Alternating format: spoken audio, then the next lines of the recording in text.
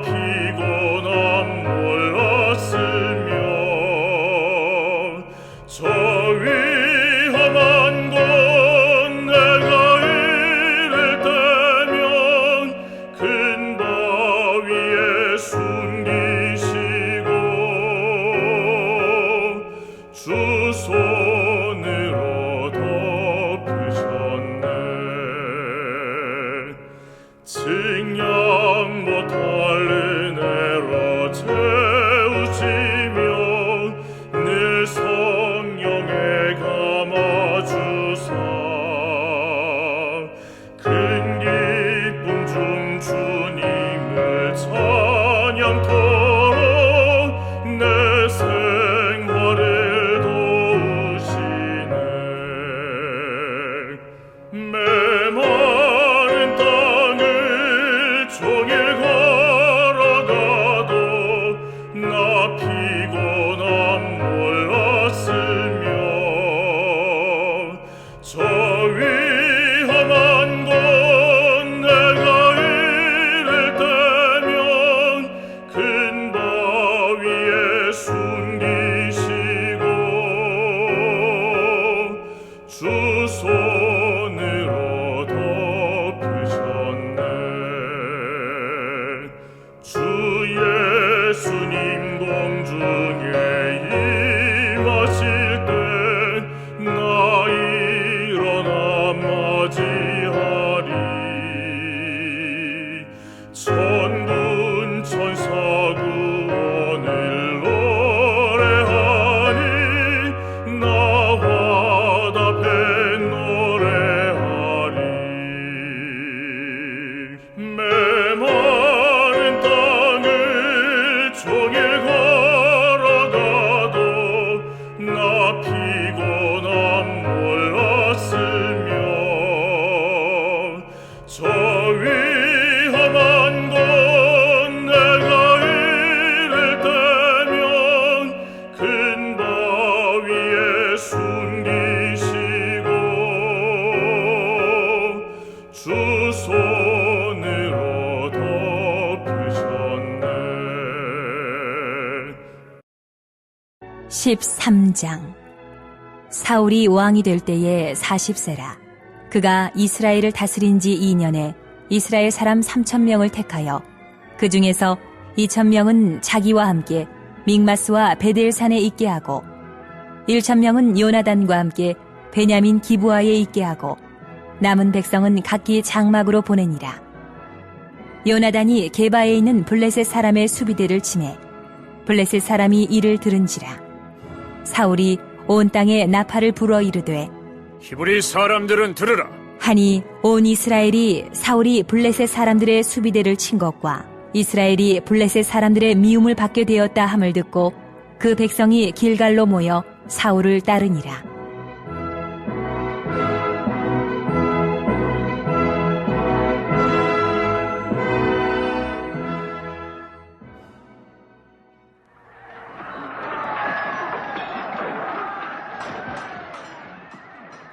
블레셋 사람들이 이스라엘과 싸우려고 모였는데 병거가 3만이요 마병이 6,000명이요 백성은 해변에 모래같이 많더라.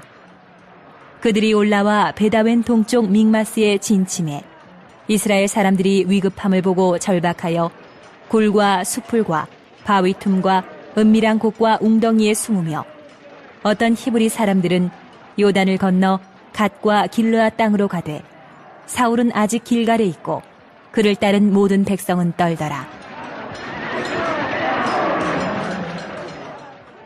사울은 사무엘이 정한 기한대로 일의 동안을 기다렸으나 사무엘이 길갈로 오지 아니하매 백성이 사울에게서 흩어지는지라. 사울이 이르되 번제와 화목 제물을 이리로 가져오라 하여 번제를 드렸더니 번제 드리기를 마치자 사무엘이 온지라. 사울이 나가 맞으며 문안하매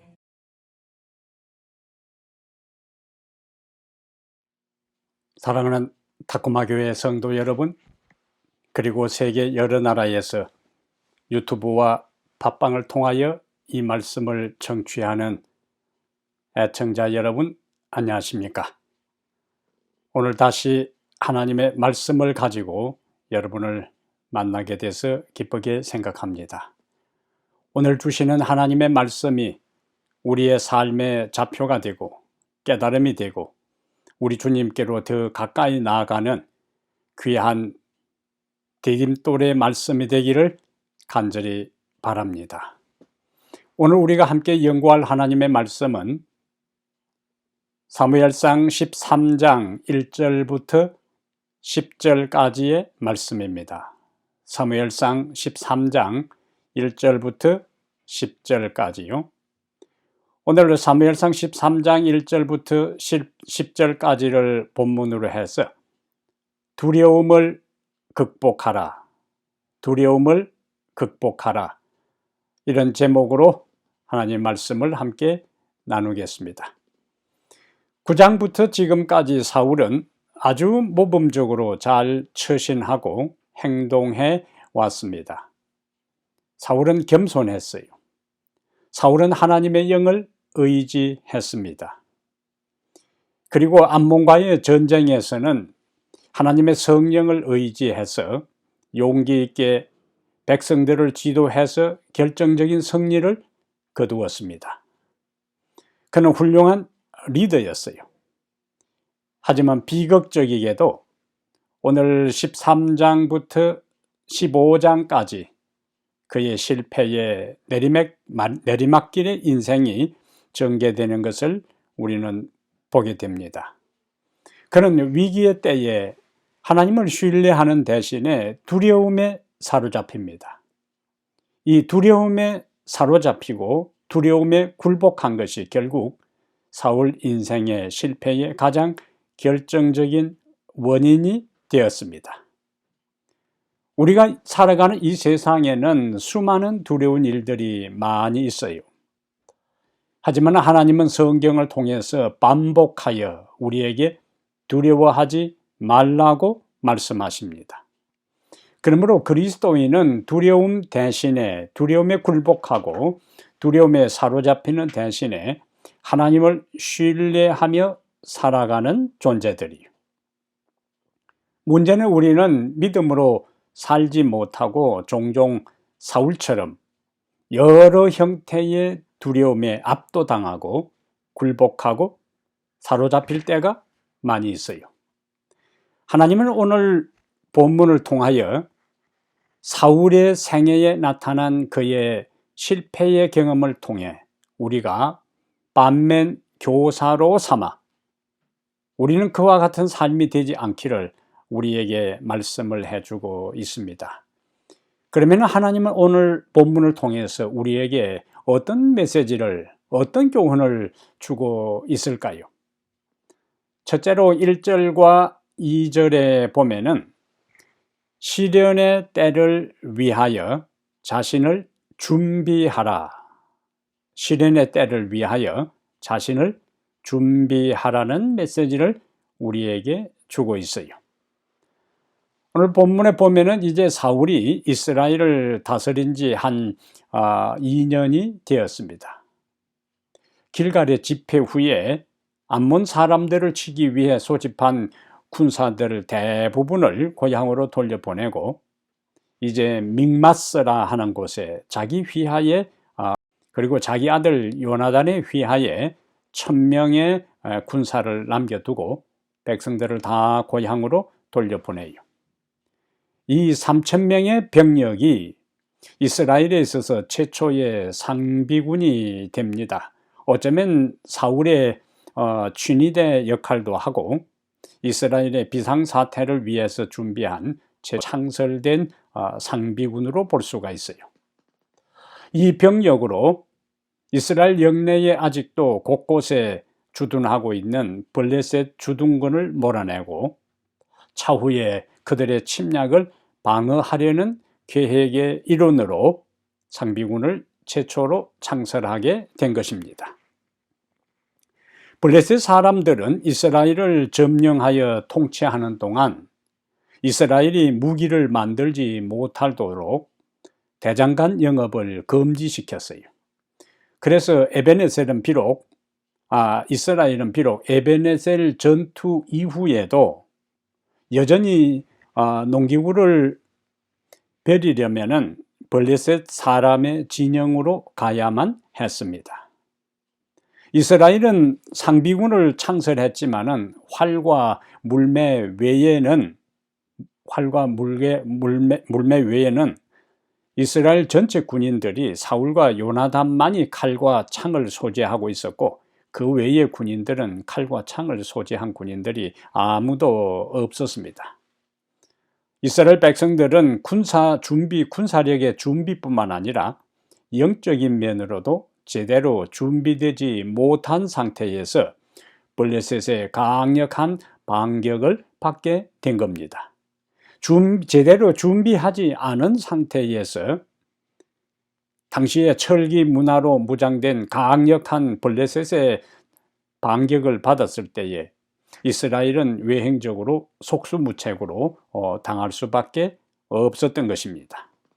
이스라엘이 또다시 국난의 위기에 처하게 된 것이지요.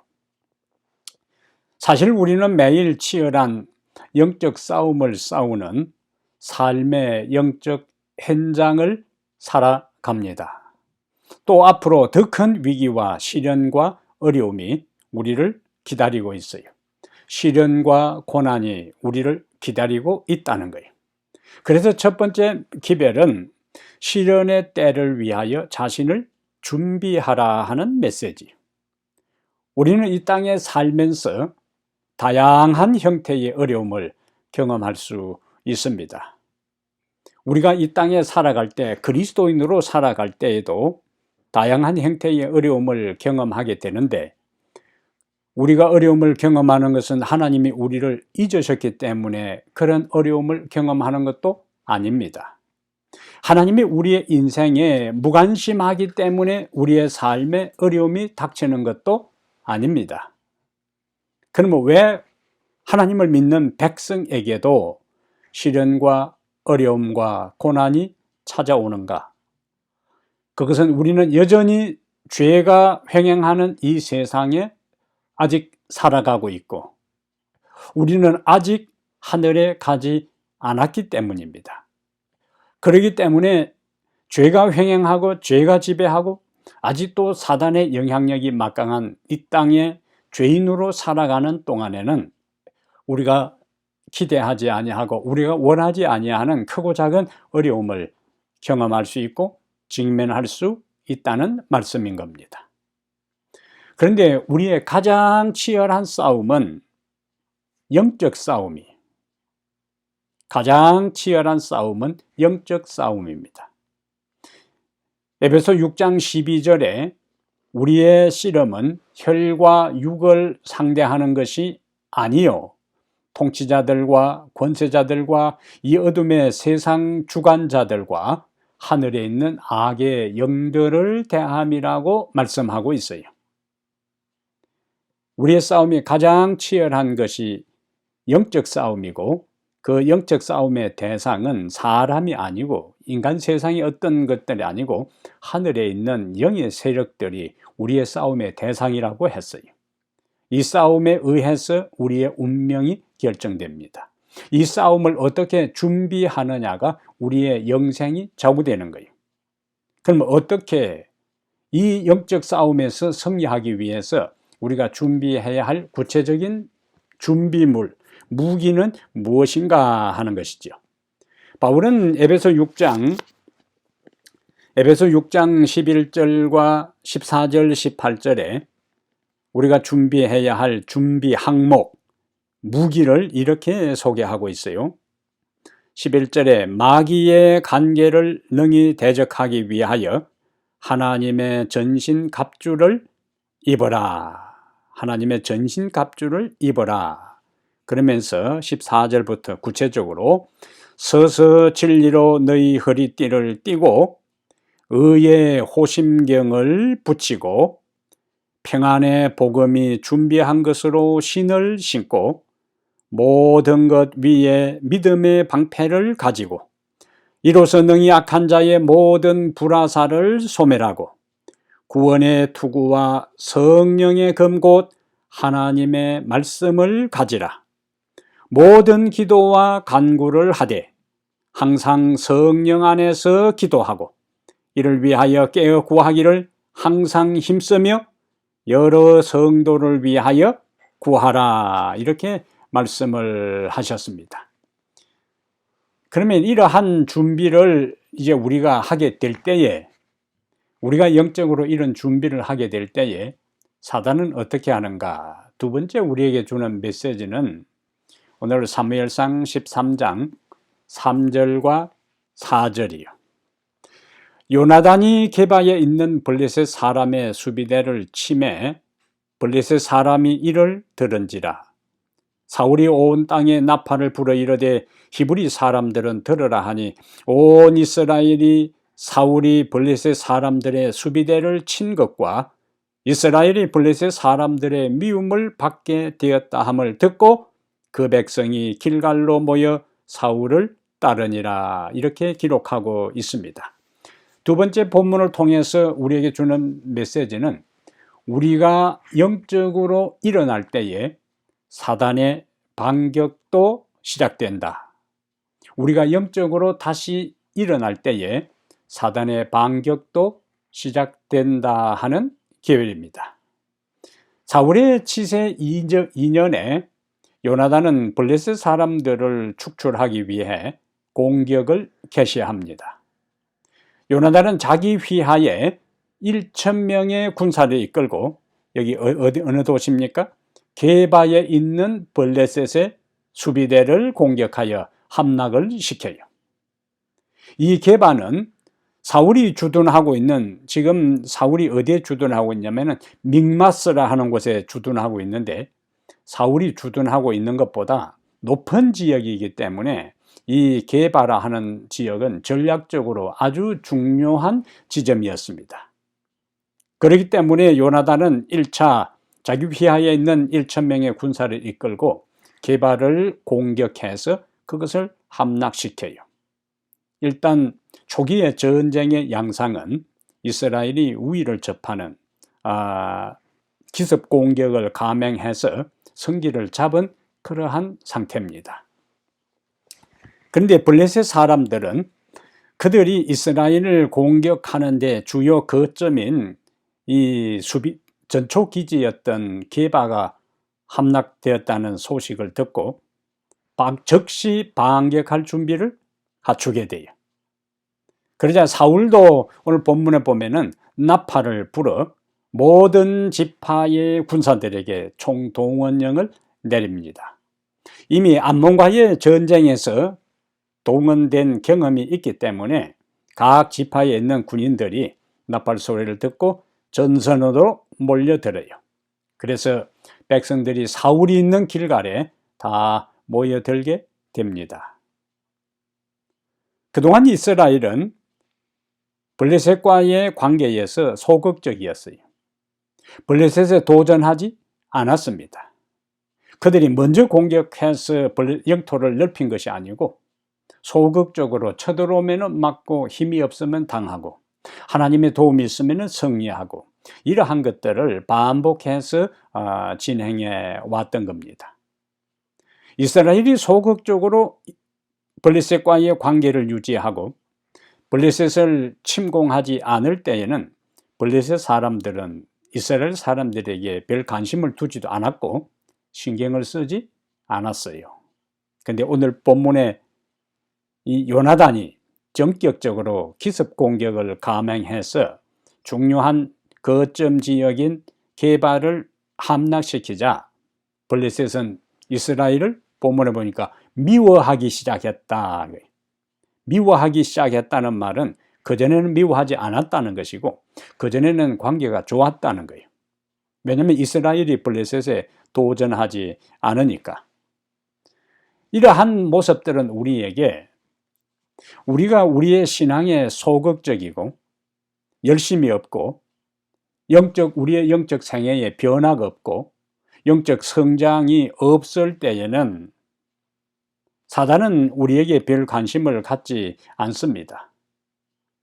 그의 영향력 아래에 있고 그의 영의 지배를 받고 있으면서도 벗어날 생각을 하지 않고 그냥 그렇게 사는 것을 자연스럽게 받아들이고 생활할 때는 사단은 우리를 미워하지 않습니다. 우리를 건드리지 않아요. 그러므로 내가 지금 자신이 판단해도 철저한 신앙생활을 하지 않음에도 불구하고 건강에 이상도 없고 자녀들에게 문제도 없고 사업에 지장도 없고 재정적으로도 어려움도 없고 여유 있게 그냥 그렇게 살아갈 때에 이렇게 그냥 살아도 되는 것 같구나.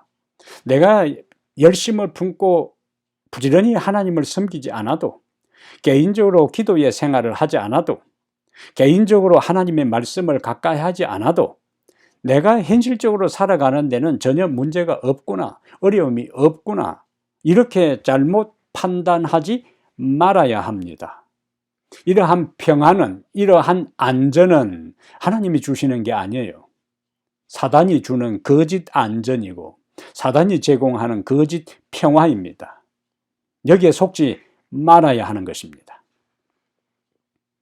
우리가 기독교 역사를 보면은 기독교 역사에도 진리를 타협하고 현실적인 이유를 내세워 적당주의 신앙으로 살아갈 때에는 박해가 일어나지 않았어요. 하지만 진리를 순종하고 열심을 품고 주님을 섬기고 진리를 타협하지 아니하고 하나님의 말씀의 원칙을 따라 백성들이 영적으로 부흥하여 살아갈 때에는, 백성들이 영적으로 일어날 때에는 박해와 핍박도 동시에 시작이 되었습니다. 그래서 바울은 디모데후서 3장 12절에 무릇 그리스도 예수 안에서 경건하게 살고자 하는 자는 핍박을 받으리라고 이 문제를 간단 명료하게 우리에게 말씀을 소개하고 있습니다.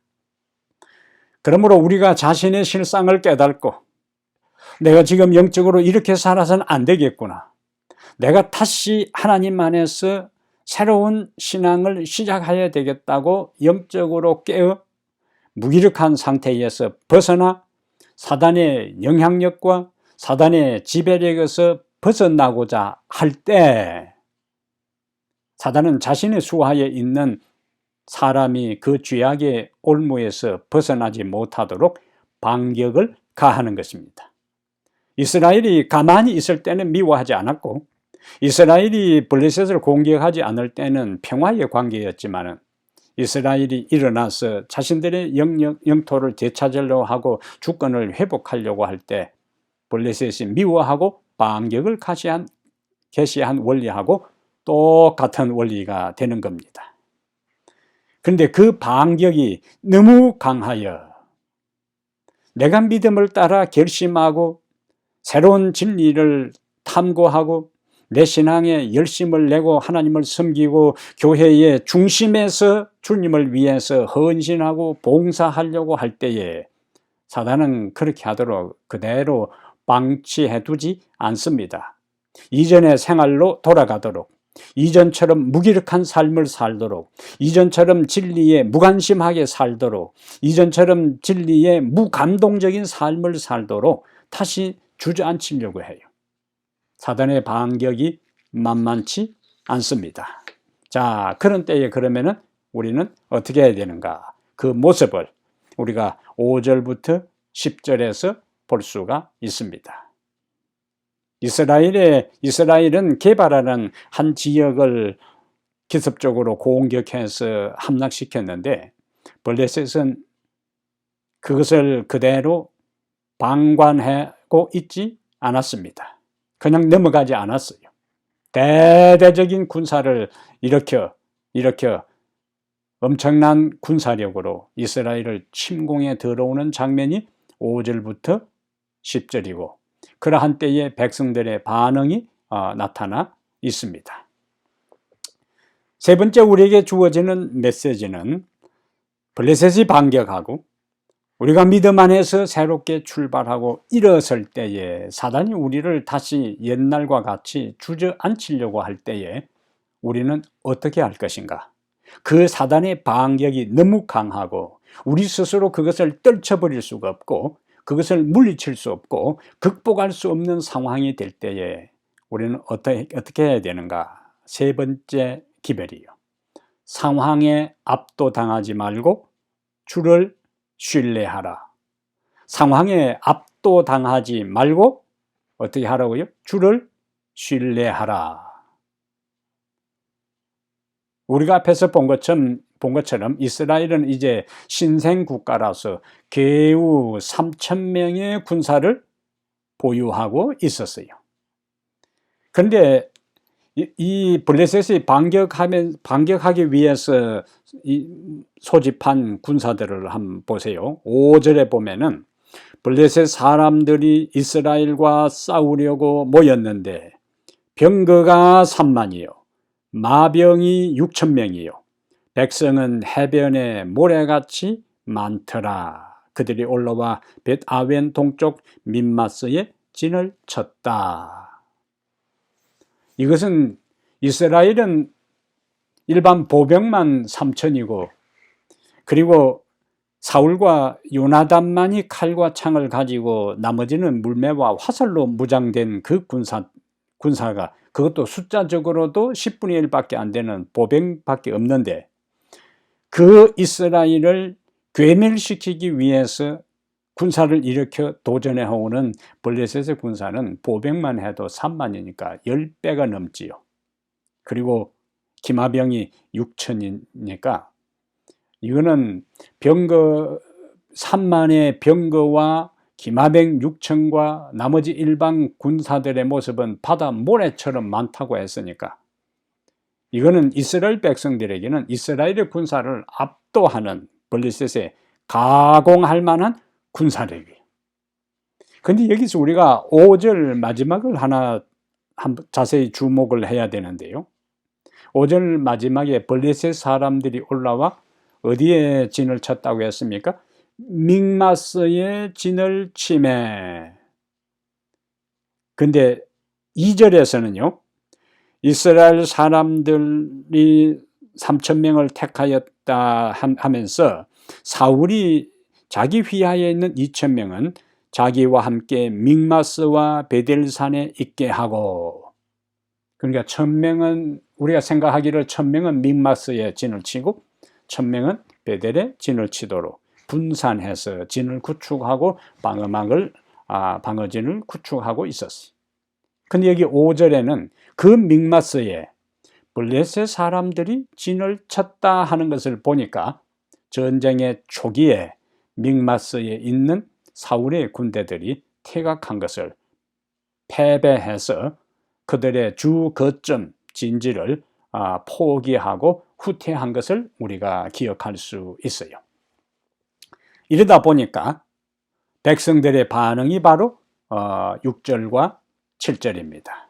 이런 상황에서 백성들의 반응이 6절과 7절인데 이스라엘 사람들이 위급함을 보고 절박하여 굴과 수풀과 바위 틈과 은밀한 곳과 웅덩이에 숨으며 어떤 히브리 사람들은 요단을 건너 갓과 길라 땅으로 가되 사울은 아직 길갈에 있고 그를 따른 모든 백성은 떨더라. 사울은 지금 최악의 상황에 빠집니다. 전쟁 초기에 이미 패해 주요 거점을 적에게 빼앗겼어요.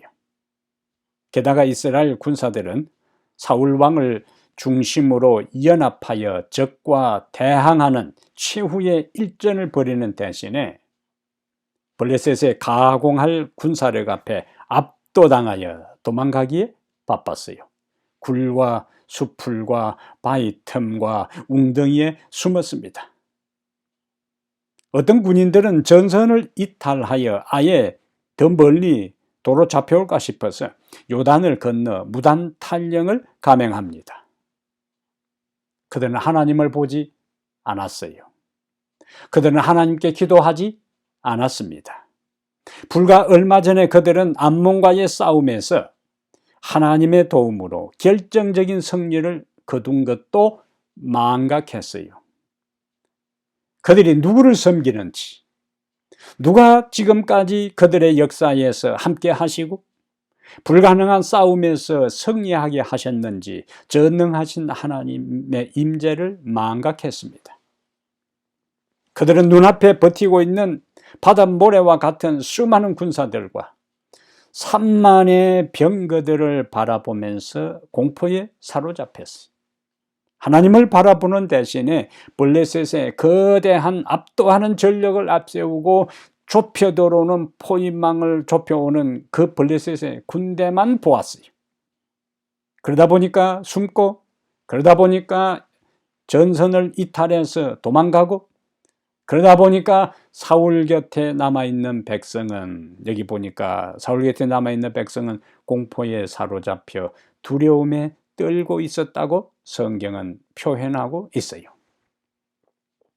때때로 우리도 우리 스스로 해결할 수 없는 엄청난 문제 앞에 이스라엘 백성들처럼 압도당할 수 있습니다.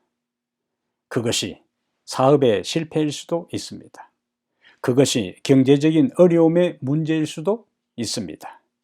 그것이 현대의학으로 치료할 수 없는 불치의 병, 난치병, 질병일 수도 있습니다. 그것이 인간관계의 어려움일 수도 있습니다.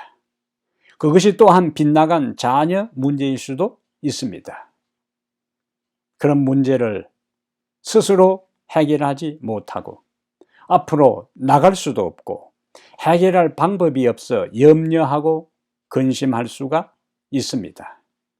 그러나 우리는 그러한 때에 내가 현재 직면하고 있는 문제, 내 앞을 가로막고 있는 그 태산 같은 장애물을 바라보는 대신에 내가 처해 있는 상황과 환경을 바라보는 대신에 하나님을 바라보아야 합니다.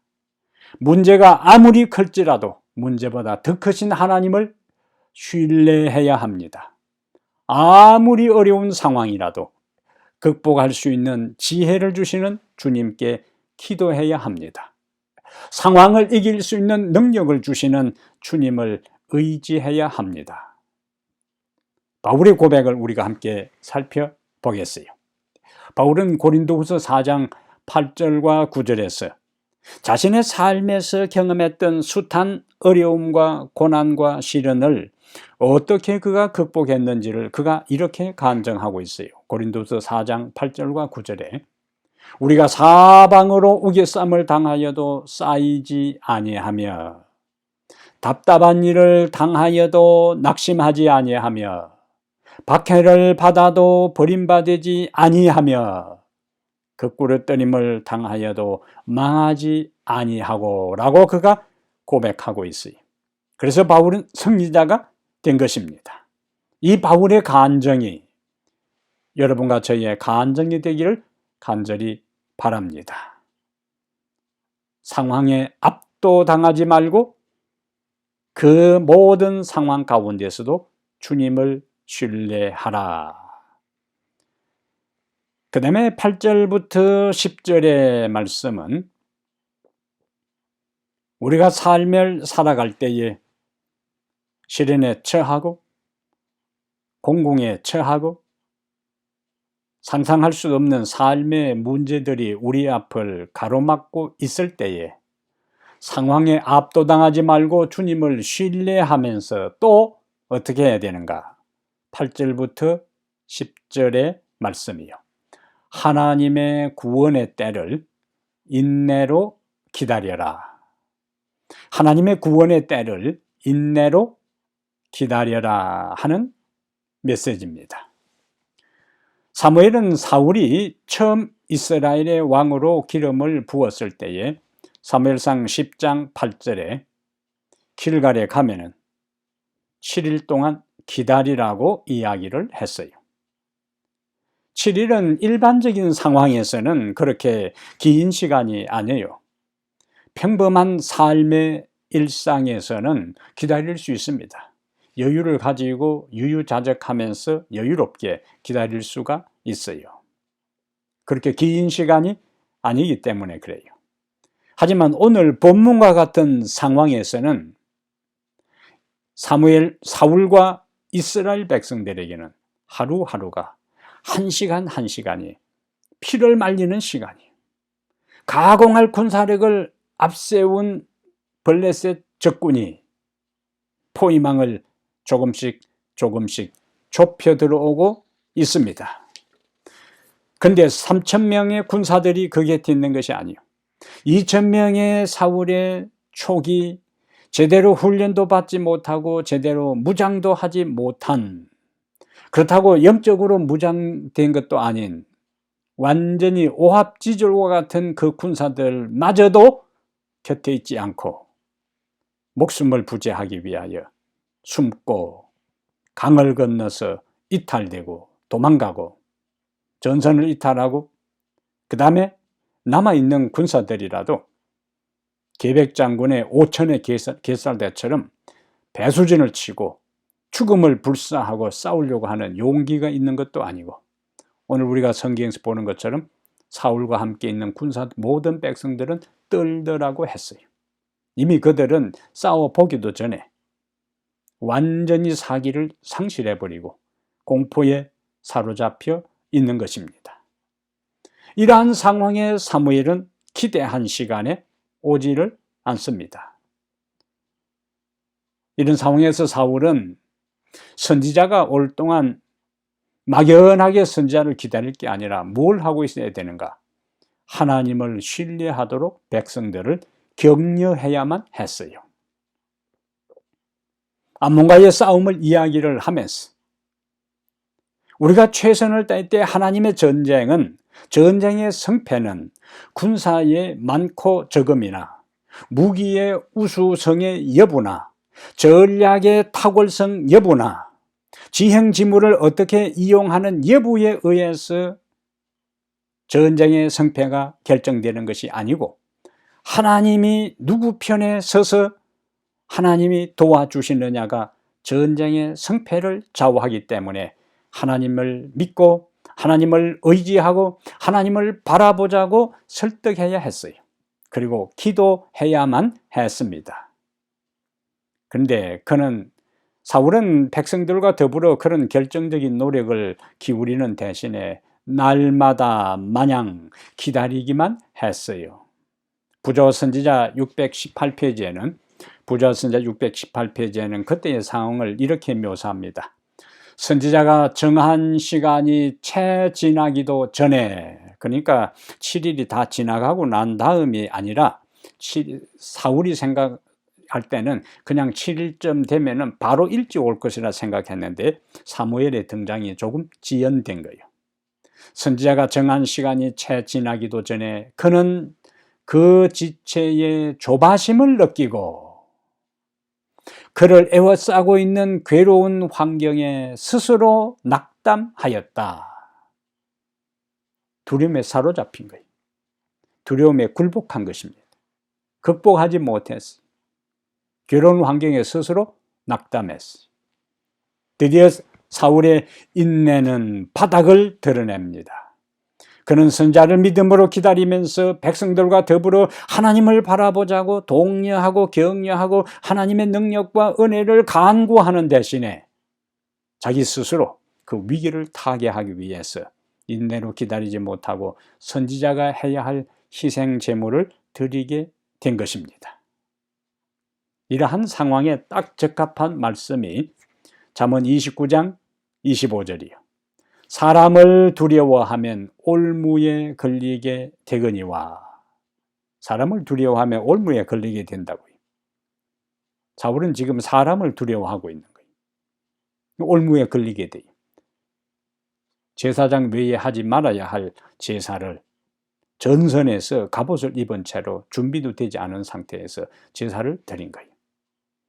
잠언 29장 25절에 사람을 두려워하면 올무에 걸리게 되거니와 여호와를 의지하는 자는 안전하리라. 아멘. 여호와를 의지하는 자는 안전하리라. 하나님의 약속이요, 보장이요, 허락입니다. 우리가 하나님을 믿고 살아가고 하나님을 의지하고 신뢰하고 기도를 드린다 해도 하나님이 당장 우리가 기대한 시간표에 따라 응답해 주지 않을 때가 있습니다. 그때 우리에게 필요한 것이 뭐냐?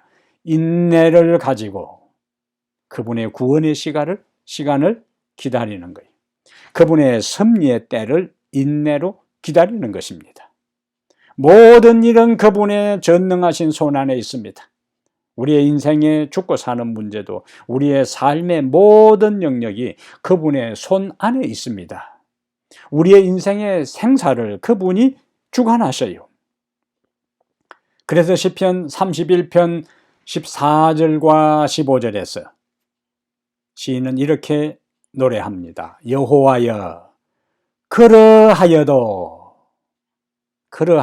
하는 것은 자신의 상황이 하나님을 신뢰할 상황이 아니라는 거예요.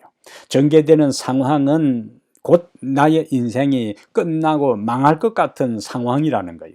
그런데 여호와여, 그러하여도 내 환경과 상황과 그 모든 형편과 상관없이 나는 주께 의지하고 말하기를 주를 신뢰한다는 거예요. 주를 절대적으로 바라보고 믿는다는 거예요. 주께 의지하고 말하기를 주는 내 하나님이시라 하였나이다. 내 하나님이요. 우리의 하나님이 아니라 내 하나님이요. 내 삶의 모든 영역, 고통, 아픔, 눈물, 한숨에 대한 모든 것을 아시고 들으시고 보시고 해결해 주실 수 있는 내 하나님이라고 고백하는 거예요. 그러면서 다시 연이어 이렇게 노래합니다. 나의 앞날이, 나의 미래가, 나의 모든 운명이, 나의 삶이, 나의 앞날이 주의 손에 있사오니, 이게 핵심이에요. 하나님의 손 안에 있는 겁니다. 주의 손에 있사오니 내 원수들과 나를 핍박하는 자들의 손에서 나를 건져 주소서. 이 기도가 여러분의 기도가 되기를 간절히 바랍니다. 그러므로 사랑하는 여러분, 인생을 살면서 우리는 크고 작은 어려움을 경험할 것입니다. 이미 경험해 왔고 경험하고 있고 앞으로 또 경험하게 될 것입니다. 그 시련의 때를 위하여 믿음으로 말씀과 기도로 미리 단단히 준비하시기를 바랍니다. 막상 문제가 일어날 때에 문제를 바라보지 말고 그 문제를 해결해 주실 수 있는 주님을 바라보게 되기를 바랍니다. 그리고 그분의 구원의 때를 인내로 기다리게 되기를 바랍니다. 그러면 그분의 시간표와 방법을 따라 응답해 주실 것입니다.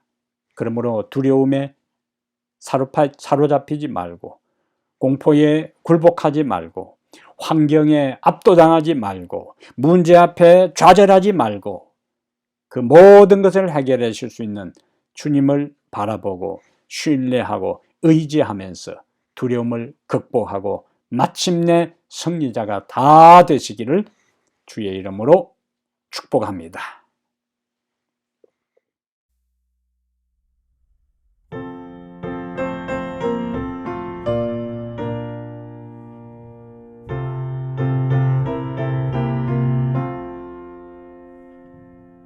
내 마음 하늘에 가 있어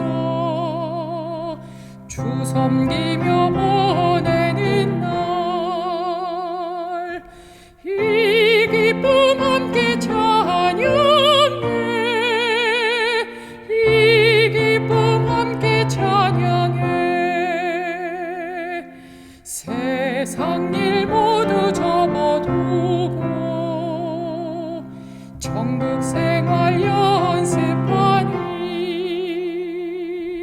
주 사랑 얻지 말하랴 주 사랑 얻지 말하랴 거룩히 구별한 이날에 성도 모여 예배하니 즐겁고 복된 날이라 즐겁고 복된 날이라.